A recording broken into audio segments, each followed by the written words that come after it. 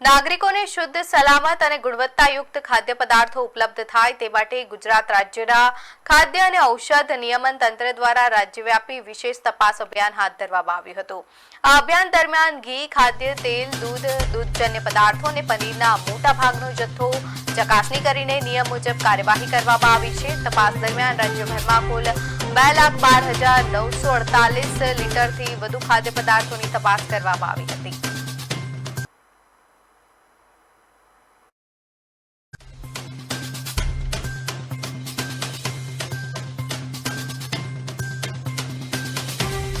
લોકોના હેલ્થના ચેડા કરનાર એક પણ વ્યક્તિને બક્ષવામાં નહીં આવે.